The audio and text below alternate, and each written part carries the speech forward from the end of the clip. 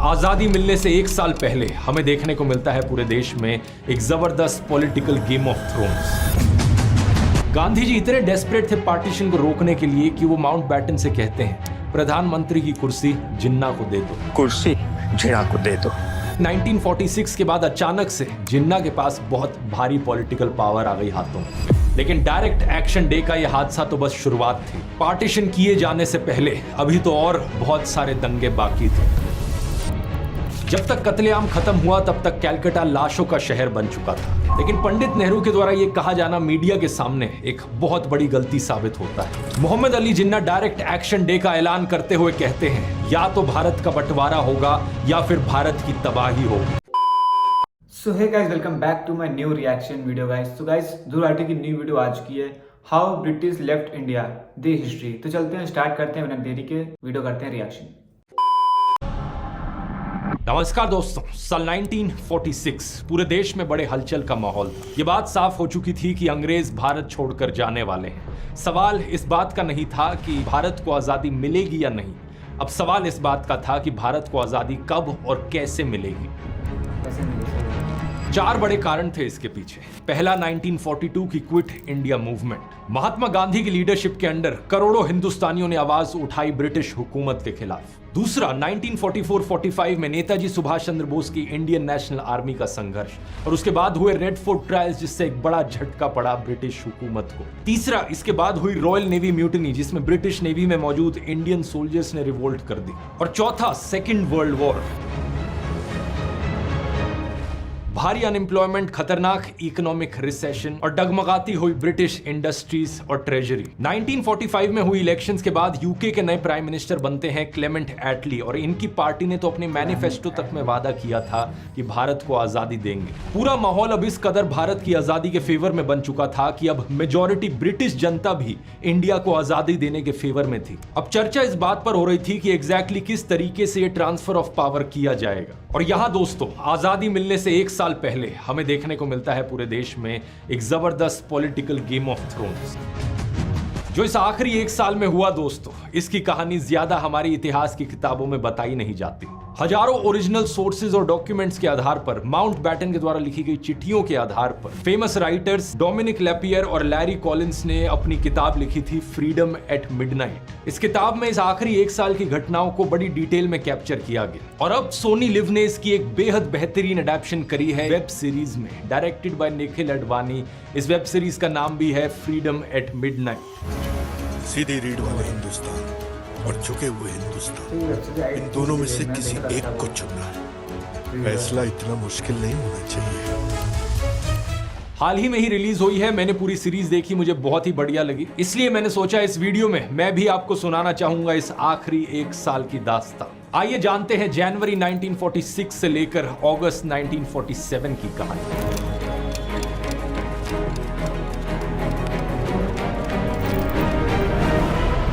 जनवरी 1946 में दोस्तों, इंडियन सब कॉन्टिनेंट का नक्शा कुछ ऐसा दिखता था। येलो कलर में है सारे ब्रिटिश इंडिया के प्रोविंसेस और पिंक कलर में है प्रिंसली स्टेट्स। प्रोविंसेस को बेसिकली स्टेट्स की तरह समझ लो। ब्रिटिश हुकूमत के अंदर जो स्टेट्स होती थी, टोटल में 17 प्रोविंसेस थे।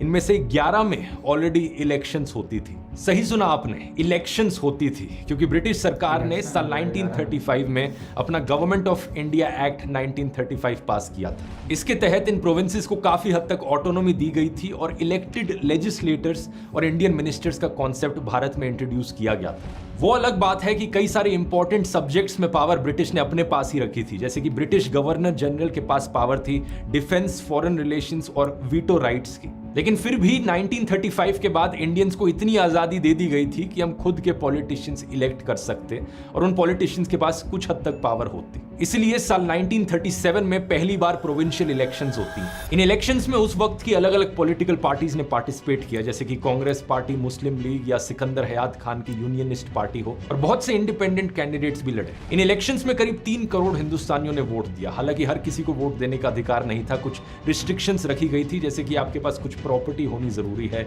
या जमीन होनी जरूरी है। नतीजा यह था कि 11 में से 7 प्रोविंसेस में कांग्रेस पार्टी जीतती है। Bombay, Madras, central provinces, United provinces, north west frontier province, Bihar और ओडिशा। बाकी प्रोविंसेस में कोलेशन गवर्नमेंट बनती है। पंजाब में यूनियनिस्ट पार्टी पावर में आती है, आसाम में आसाम वैली पार्टी, बंगाल में कृषक प्रजा पार्टी जिसे मुस्लिम लीग का समर्थन मिलता है, और सिंध में क्योंकि कोई सिंगल विनर नहीं था तो कई सारे लीडर्स का एक कोलेशन बनता है। मोहम्मद अली जिन्ना की पार्टी मुस्लिम लीग को बड़ी हार का सामना करना पड़ा था। कई सारी सीटें एक्चुअली में रिजर्व थी मुसलमान लोगों के लिए। उन रिजर्व सीटों में से भी सिर्फ 22% ही मुस्लिम लीग जीती थी। लेकिन इंटरेस्टिंग चीज होती है इससे अगली इलेक्शंस में, 9 साल बाद साल 1946 में। अगली प्रोविंशियल इलेक्शंस 1946 में ही होती है क्योंकि बीच में वर्ल्ड वॉर 2 आ गई थी और कांग्रेस ने प्रोटेस्ट भी करना शुरू कर दिया था क्विट इंडिया मूवमेंट के दौरान। इस समय तक कम्युनल डिवाइड हिंदूज और मुस्लिम्स के बीच में बहुत बढ़ चुका था। इसके पीछे कई कारण थे जिनकी बात मैं इस वीडियो में नहीं करूंगा क्योंकि इसकी बात मैंने इन वीडियोस में ऑलरेडी करी है। बहुत लंबा इतिहास है इसके पीछे। एक बड़ा कारण यह था कि जिन्ना जैसे पॉलिटिशियंस ने भड़काऊ भाषण दिए, लोगों के अंदर डर भरा। One India is impossible realization.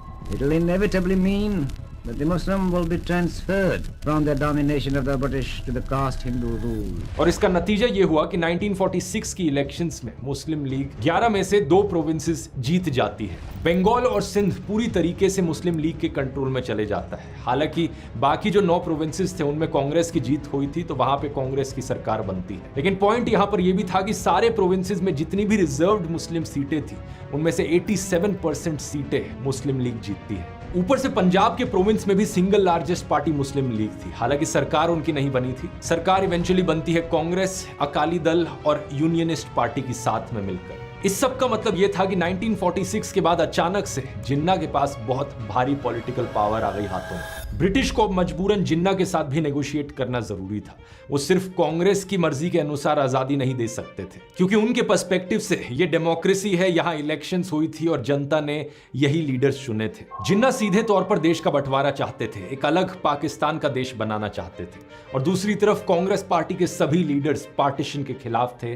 वो एक यूनाइटेड इंडिया रखना चाहते थे। इंटरेस्टिंगली अगर आप जिन्ना का इतिहास देखोगे तो 26 साल पहले वो खुद कांग्रेस पार्टी का हिस्सा हुआ करते थे और हिंदुओं और मुसलमानों को साथ में रखने की बात करते थे। साल 1950 में जब महात्मा गांधी साउथ अफ्रीका से इंडिया लौटे तो जिन्ना ने उनका स्वागत किया था। गुर्जर सभा में गांधी जी के साउथ अफ्रीका के किस्से जनता को सुनाए थे और उनकी तारीफ करी थी। जिन्ना के दादा प्रेमजी भाई मेघजी ठक्कर एक भाटिया राजपूत थे। उन्होंने इस्लाम में तब कन्वर्ट किया जब उस वक्त के ऑर्थोडॉक्स हिंदूज ने उन्हें एक्स कम्युनिकेट कर दिया था जब उन्होंने फिशिंग बिजनेस में कदम रखा था। तो यानी कुछ पीढ़ी पहले जिन्ना का परिवार एक हिंदू परिवार था और जो सोशल कॉन्सिक्वेंसेस उन्हें सहने पड़े उससे बचने के लिए उन्होंने धर्म परिवर्तन किया था ताकि वो अपना बिजनेस ठीक तरह से कर सके। साल 1920 में पहली बार दरार देखने को मिलती है जिन्ना और कांग्रेस के बीच में। जिन्ना गांधी जी के सिविल डिसोबीडियंस स्टाइल से असहमत थे। जब 1920 के नागपुर के सेशन में नॉन कोऑपरेशन रेजोल्यूशन पास हुआ तो वो उसके खिलाफ थे। उनका मानना था कि इस तरीके से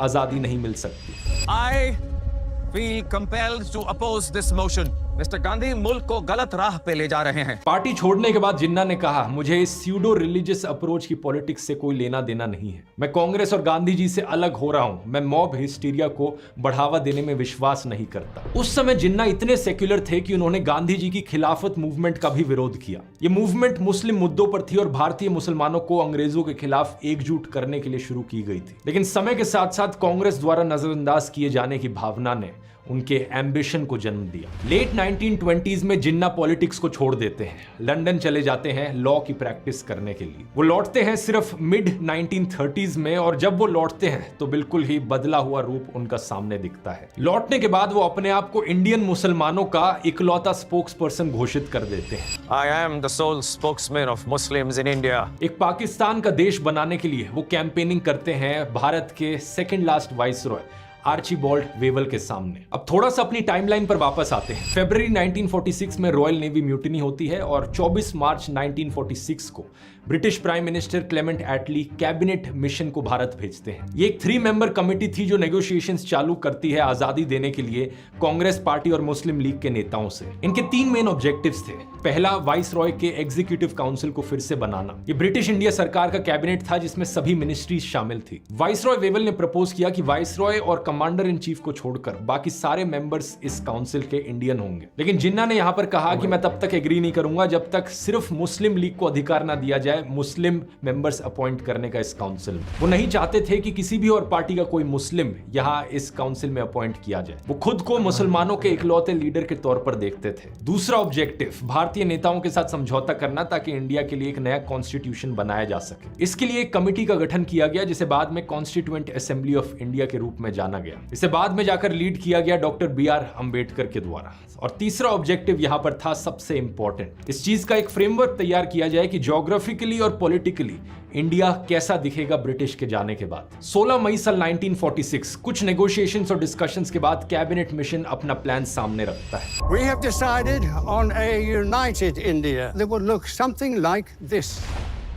ये प्रपोज करते हैं कि इंडिया को 3 ग्रुप्स ऑफ प्रोविंसेस में डिवाइड कर दिया जाए। पहला सेक्शन ए जो हिंदू मेजॉरिटी एरियाज हैं, दूसरा सेक्शन बी जो नॉर्थ वेस्ट में मुस्लिम मेजॉरिटी एरियाज हैं, और तीसरा सेक्शन सी ईस्ट में मौजूद मुस्लिम मेजॉरिटी एरियाज। बाकी जमीन जो प्रिंसली स्टेट्स के अंडर बची उनको लेकर ज्यादा कुछ कहा नहीं गया इस प्रपोजल में। इस प्रपोजल के अनुसार इंडिया कहने के लिए यूनाइटेड ही रहेगा, एक ही सेंट्रल गवर्नमेंट होगी, लेकिन उस सेंट्रल गवर्नमेंट के पास ज्यादा पावर्स नहीं होंगी। सिर्फ डिफेंस, एक्सटर्नल अफेयर्स और कम्युनिकेशंस की पावर उसे दी जाएगी और बाकी सारी जो पावर्स हैं वो इन ग्रुप्स ऑफ प्रोविंसेस में बांट दी जाएगी। क्योंकि इस प्लान के अनुसार काफी हद तक ऑटोनॉमी मिल रही थी मुस्लिम डोमिनेटेड एरियाज को, इसलिए जिन्ना इस प्लान को स्वीकार कर लेते हैं। जिन्ना ने प्लान मान लिया।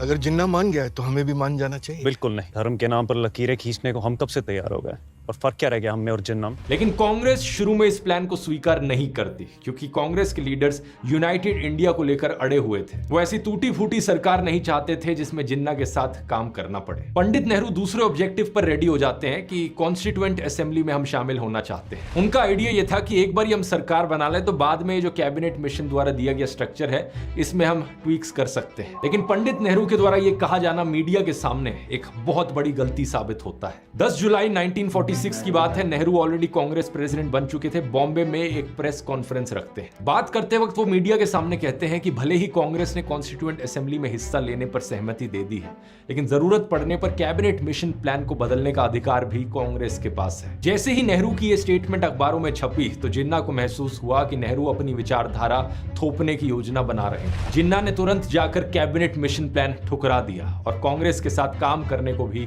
इनकार कर दिया। 29 जुलाई साल 1946 जिन्ना अपने घर पर एक प्रेस कॉन्फ्रेंस रखते हैं और ऐलान करते हैं कि मुस्लिम लीग संघर्ष शुरू करने की तैयारी कर रही है। उन्होंने कहा कि अगर मुसलमानों को अलग पाकिस्तान नहीं दिया गया तो वो डायरेक्ट एक्शन शुरू कर देंगे। अगले दिन 30 जुलाई को जिन्ना ऐलान करते हैं कि 16 अगस्त का दिन डायरेक्ट एक्शन डे होगा। वो कांग्रेस को चेतावनी देते हुए कहते हैं, हम युद्ध नहीं चाहते, अगर आप युद्ध चाहते हो तो हम आपके ऑफर को बिना झिझक स्वीकार करते हैं। या तो भारत का बंटवारा होगा या फिर उसकी तबाही होगी। अगर कांग्रेस जंग मान रही है तो हम इनकार नहीं करेंगे। डायरेक्ट एक्शन डे का एपिसेंटर बंगाल बनता है क्योंकि वहीं पर मुस्लिम लीग के पास सबसे ज्यादा पॉलिटिकल पावर थी। 1946 की इलेक्शंस में 250 में से 115 सीट्स मुस्लिम लीग जीती थी और कांग्रेस ऑपोजिशन में बैठी थी सिर्फ 62 सीट्स के साथ। उस वक्त बंगाल के चीफ मिनिस्टर थे हुसैन शाहिद सुहरावर्दी। इन्हें बुचर ऑफ बंगाल के नाम से जाना जाता है आज के दिन। वाइसरॉय वेवल ने एक बड़ी स्टेटमेंट दी थी इनके ऊपर। इन्हें कहा था one of the most inefficient, conceited and crooked politicians of India. In chief minister ने डायरेक्ट एक्शन डे के नाम पर कट्टरता से पीड़ित गुंडे, बेरोजगार और फ्रस्ट्रेटेड, ब्रेन वॉश्ड और एंटी सोशल लोगों को सड़कों पर खुली छूट दे दी। गुंडों को इस तरीके से खुला छोड़ दिया गया कि वो जो चाहे वो कर ले। पुलिस को भी पॉपुलिस्ट मूवमेंट का समर्थन करने का निर्देश दिया गया। ये देखिए किताब में क्या लिखा है। जब तक कत्लेआम खत्म हुआ तब तक कैलकाटा लाशों का शहर बन चुका था। किताब का दावा है कि लगभग 6000 लोगों की जान गई। 16 अगस्त से लेकर 19 अगस्त के बीच लगभग 15,000 लोग घायल हुए बंगाल में। लेकिन डायरेक्ट एक्शन डे का यह हादसा तो बस शुरुआत थी। पार्टीशन किए जाने से पहले अभी तो और बहुत सारे दंगे बाकी थे। डायरेक्ट एक्शन डे का यह भयानक परिणाम जिन्ना के कैबिनेट मिशन से बैकआउट करने का नतीजा था। लेकिन इससे एक अच्छी चीज ये हुई कि वाइसरॉय वेवल ने अब नेहरू और कांग्रेस को इंटरिम गवर्नमेंट बनाने के लिए इनवाइट कर दिया। 6 अगस्त 1946 वाइसरॉय वेवल ने नेहरू को सरकार बनाने के लिए आमंत्रित किया। 2 दिन बाद 8 अगस्त को वेवल ने कांग्रेस और मुस्लिम लीग के बीच दरारों को भरने की कोशिश की और जिन्ना को कांग्रेस के साथ सहयोग करने की सलाह दी। टाइमलाइन को थोड़ा समझो। यहाँ पर यह सब तब हो रहा था जब डायरेक्ट एक्शन डे की तारीख की घोषणा हो चुकी थी, लेकिन हिंसा भी शुरू नहीं हुई थी। हिंसा 16 अगस्त से होनी शुरू होती है और उससे ठीक एक दिन पहले 15 अगस्त 1946 को जिन्ना और नेहरू की मुलाकात होती है। नेहरू और जिन्ना दोनों सहमति जताते हैं कि कम्युनल प्रॉब्लम्स को केवल म्यूचुअल डिस्कशंस के जरिए सुलझाया जा सकता है। नेहरू कहते हैं कि विवादित मुद्दों को फेडरल कोर्ट के पास भेजा जाएगा और अगर प्रोविंसेस खुद मांग करें तो कांग्रेस ग्रुपिंग का प्रिंसिपल स्वीकार कर सकती है। जिन्ना को मनाने के लिए नेहरू कई सारी कंसेशंस देते हैं। वो ये भी कहते हैं कि कांग्रेस की जब नई सरकार बनेगी तो हम मुस्लिम लीग को 5 सीटें, 5 मिनिस्ट्रीज दे देंगे। लेकिन फिर जिन्ना ये शर्त रखते हैं कि सिर्फ मुस्लिम लीग को ही मुसलमानों के लिए नॉमिनीज देने का अधिकार हो। ये एक ऐसी चीज थी जो कांग्रेस कभी मानने को तैयार नहीं थी। कांग्रेस एक सेक्युलर पार्टी थी, हिंदूज और मुस्लिम्स दोनों उसकी लीडरशिप में मौजूद थे। जिन्ना की ये डिमांड स्वीकार करने का मतलब होता कि कांग्रेस एडमिट कर ले कि सारे मुसलमानों का अधिकार सिर्फ जिन्ना के पास ही है और कोई पार्टी मुसलमानों से रिलेटेड कुछ कर ही नहीं सकती। इसलिए बातचीत किसी नतीजे पर नहीं पहुंचती। सो गाइस, पूरी वीडियो का लिंक डिस्क्रिप्शन में लगा हुआ है, जाके आप पूरी वीडियो देख सकते हैं। वीडियो आपको अच्छी लगी चैनल को लाइक, कमेंट, शेयर, सब्सक्राइब कर देंगे। मिलते हैं नेक्स्ट रिएक्शन वीडियो में।